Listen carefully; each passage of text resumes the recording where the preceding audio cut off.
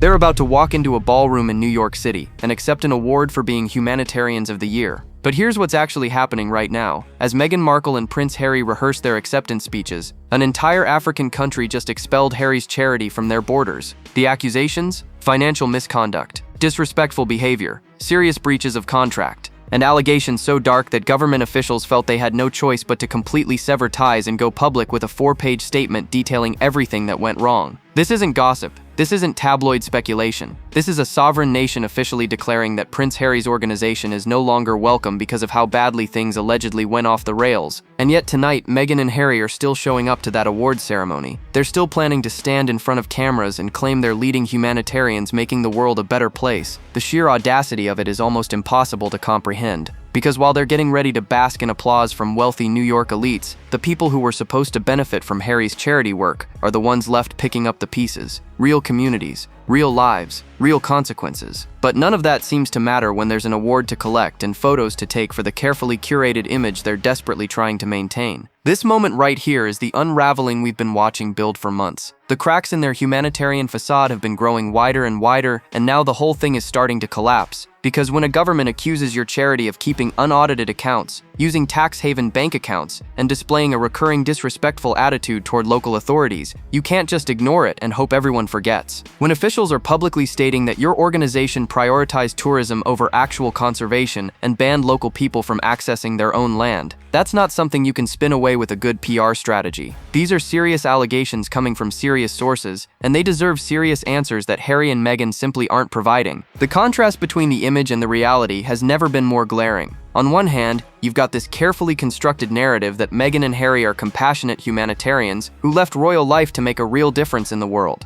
On the other hand, you've got mounting evidence that suggests the actual work behind the scenes tells a very different story. Prince Harry wasn't just some figurehead who lent his name to African parks and then walked away. He became president of the organization back in 2017, which means he's been involved for years. Then in 2023, he got promoted to the governing board of directors, giving him even more responsibility for management decisions and overall strategy. So when things go this spectacularly wrong, when governments are cutting ties and issuing damning public statements, he can't claim he was just an innocent bystander who had no idea what was happening. But that's not even the full picture of what's been unraveling this week. Because while the African park scandal was exploding, Meghan decided it was the perfect time to show up at Paris Fashion Week and sit front row at a show. And what happened there? She got caught on camera laughing when a model tripped on the runway. Not a nervous giggle, not a momentary reaction she immediately corrected. A full-on laugh while everyone around her stayed completely stone-faced, clearly understanding that someone potentially getting hurt isn't funny. The cruelty of that moment, captured on video for the world to see, is yet another crack in the compassionate humanitarian image they've been trying so hard to sell. And according to reports,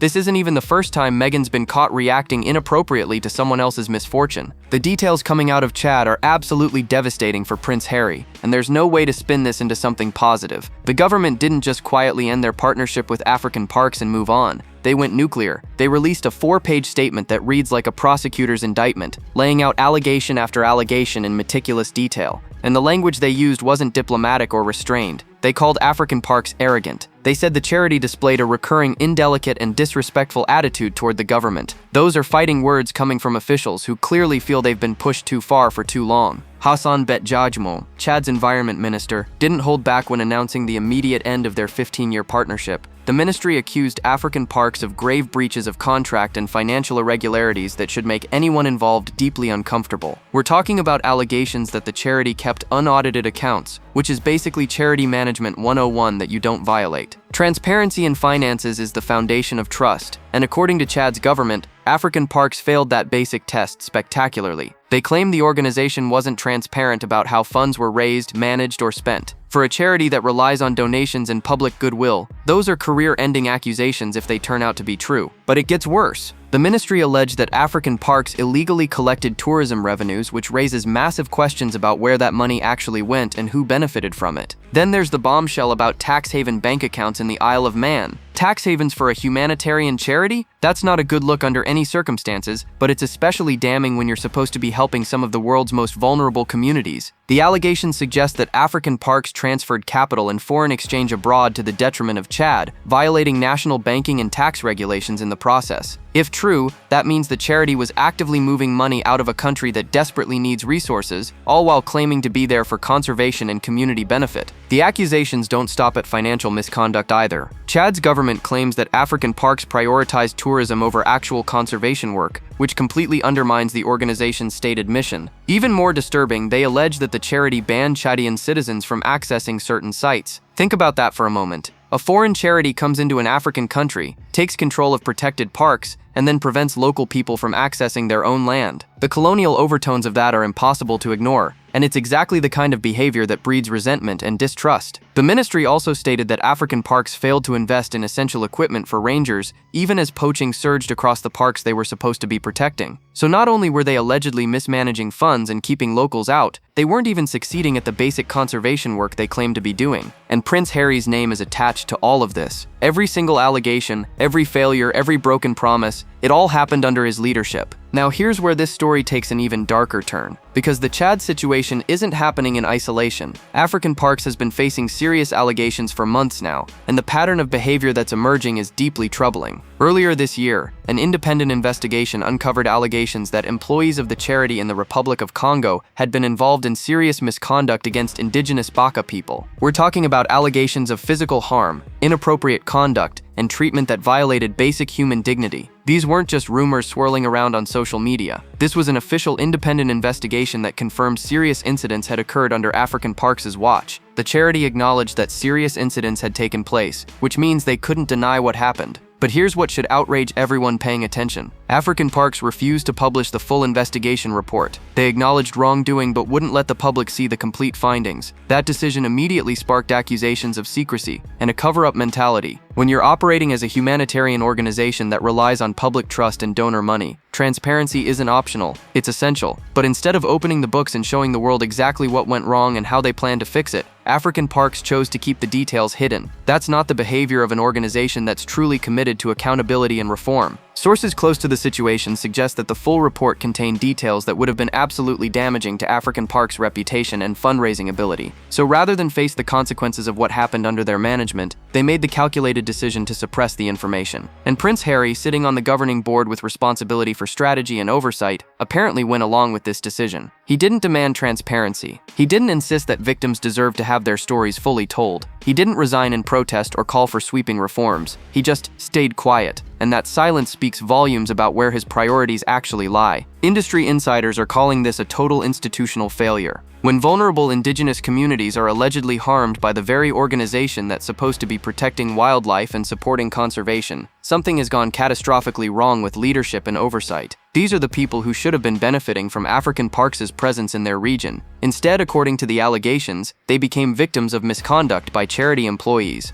The betrayal of that mission is staggering, and the fact that the organization tried to minimize the damage by refusing to release the full report just compounds the sense that they care more about protecting their brand than protecting the people they claim to serve. Critics are now asking how Prince Harry can possibly show his face at a humanitarian award ceremony when these allegations are swirling around an organization he helped lead. The answer appears to be that he simply doesn't care, or perhaps he's so insulated by wealth and privilege that he genuinely doesn't understand why people are outraged. Either way, the optics are absolutely terrible, and no amount of expensive PR can fix what's happening right now. Let's talk about Prince Harry's actual role in this unfolding disaster, because this is where his attempts to distance himself from the controversy completely fall apart. Harry didn't just casually lend his name to African Parks for a photo opportunity and then disappear. He became president of the organization back in 2017, which means he's been deeply involved for 7 years. 7 years. That's not a brief ceremonial stint. That's nearly a decade of leadership responsibility during which all of these alleged problems were festering and growing worse. But it gets even more damning.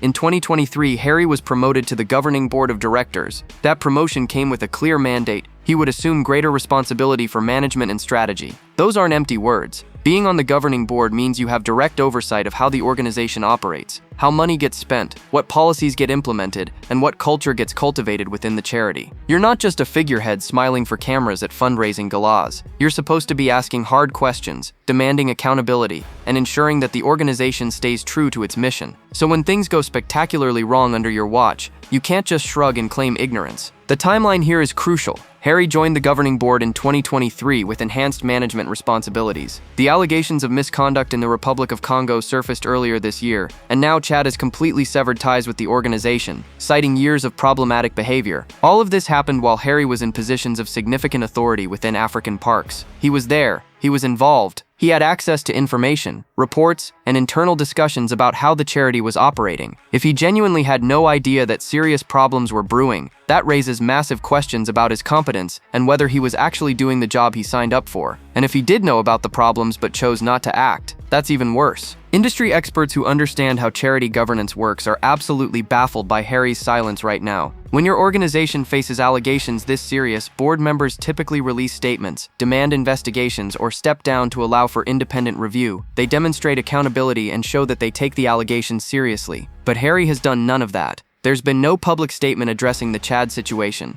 no acknowledgement of the Congo allegations, no explanation for why African parks refused to release the full investigation report, just radio silence while he prepares to collect an award for being a humanitarian. The contrast with his late mother couldn't be more stark. Princess Diana was known for getting her hands dirty with actual charity work. She visited hospitals, held hands with patients, and used her platform to shine a light on causes that desperately needed attention. She didn't just show up for the glamorous parts. She did the hard, unglamorous work of actually caring about vulnerable people. Harry, on the other hand, seems to want all the prestige and accolades that come with charity leadership without any of the accountability when things go wrong. Now, while all of this chaos with African parks was exploding, Meghan Markle decided it was the perfect time to make an appearance at Paris Fashion Week, and what happened there has people questioning everything about the compassionate, empathetic image she's been trying to cultivate. Meghan sat front row at a fashion show, and when a model tripped on the runway, she burst out laughing. Not a quick, nervous reaction that she immediately caught and corrected. A full laugh captured clearly on camera for the world to see. And here's what makes it even more damning. Everyone around her stayed completely stone-faced. They understood instinctively that someone potentially getting hurt isn't something to laugh about, but Meghan couldn't help herself. The video footage is incredibly revealing because you can see the exact moment it happens. The model stumbles, and Meghan's face lights up with amusement. She's sitting next to Marcus Anderson, and even he seems taken aback by her reaction. You can almost see him thinking, "What on earth are you doing right now?" Then Meghan realizes that nobody else is laughing, that cameras are rolling, and that her reaction is completely inappropriate. So she tries to cover it up, composing her face and pretending like nothing happened. But the damage was done, the mask slipped, and everyone saw the cruel enjoyment she got from watching someone else's misfortune. Lady Colin Campbell, who's been covering the Sussexes for years, pointed out something absolutely chilling. This isn't the first time Meghan's been caught reacting inappropriately when someone gets hurt. Back in June 2018, during the Trooping the Color ceremony, Field Marshal Lord Guthrie fell off his horse. It was a serious moment where a decorated military official could have been badly injured or worse. Catherine's expression showed genuine horror and concern. But according to reports from people who were there, Meghan appeared to be laughing as if she were watching a comedy show rather than a potentially tragic accident. The difference in reactions between the two women couldn't have been more stark. And there's another incident that Lady Colin Campbell highlighted. That same day on the Buckingham Palace balcony, young Princess Charlotte fell and hurt herself. Princess Anne's granddaughter and Catherine immediately rushed to comfort the little girl, showing natural maternal concern. But what was Aunt Meghan's response? According to witnesses, more laughter. Think about that for a moment. A small child is hurt and crying, and instead of showing concern or trying to help, Meghan finds it amusing. That's not the behavior of someone who's empathetic and caring. That's the behavior of someone who gets genuine enjoyment from other people's pain and embarrassment. The pattern is impossible to ignore once you start looking for it. These aren't isolated incidents that can be explained away as misunderstandings or bad camera angles. These are multiple documented occasions where Meghan's genuine reaction to someone else's suffering was laughter and amusement. And that tells you something fundamental about her character that no amount of carefully crafted PR statements can cover up. The humanitarian of the year doesn't laugh when people get hurt. But Meghan does, apparently without even thinking about it. But the Paris Fashion Week situation gets even more problematic when you consider which brand Meghan chose to support with her presence. She sat front row at a Balenciaga show, and if that name sounds familiar, it's because Balenciaga was at the center of one of the most disturbing fashion controversies in recent memory. This brand was caught using children in promotional campaigns that featured deeply inappropriate imagery. We're talking about content so problematic that even Meghan's closest celebrity friends publicly condemned it when the scandal first broke. The backlash was swift and severe, with people demanding accountability and questioning how something that disturbing could have made it through multiple levels of approval. Any competent publicist would have told Meghan to stay far away from Balenciaga after that scandal. The brand had become toxic in the eyes of many people who care about child safety and appropriate boundaries.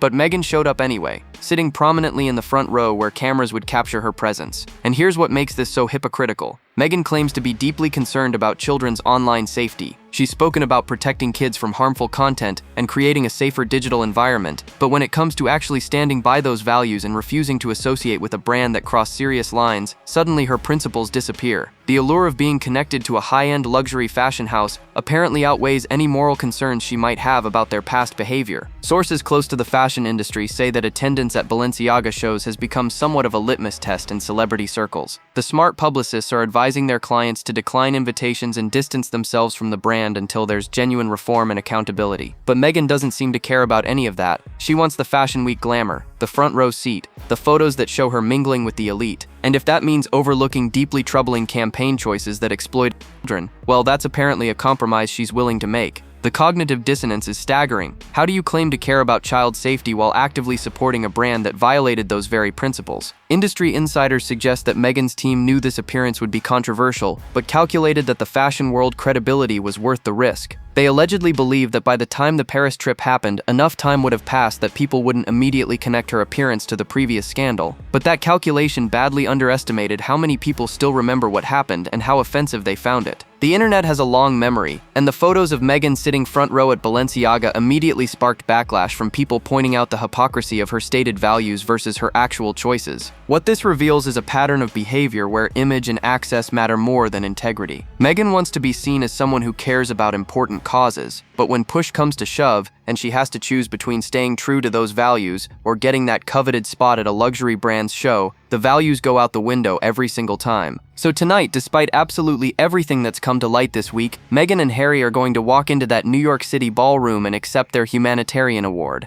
Wealthy elites have reportedly paid enormous sums to attend this event, and they'll stand and applaud as these two accept recognition for humanitarian work that's falling apart under the slightest bit of scrutiny. The cognitive dissonance required to watch this unfold is absolutely mind-boggling. An entire government just expelled Harry's charity. Serious allegations of misconduct have been confirmed. Meghan was caught laughing at someone's pain on camera, and yet the show goes on as if none of it matters. The organization hosting the event, Project Healthy Minds, apparently sees no issue with moving forward despite the mounting controversies. They're standing by their decision to honor Meghan and Harry, which raises serious questions about their vetting process and whether they actually care about the substance of humanitarian work or just the celebrity names that can draw a crowd. Because if you're genuinely committed to honoring people who make meaningful differences in the world, you don't give awards to individuals whose charitable organizations are collapsing amid scandal. You find people doing the actual hard work without fanfare or controversy. But here's what really exposes the hollowness of this whole thing. Reports suggest that Meghan and Harry work approximately 1 hour per week on their Archwell Foundation. 1 hour, 7 days in a week, and they dedicate roughly 60 minutes to their supposedly groundbreaking humanitarian efforts.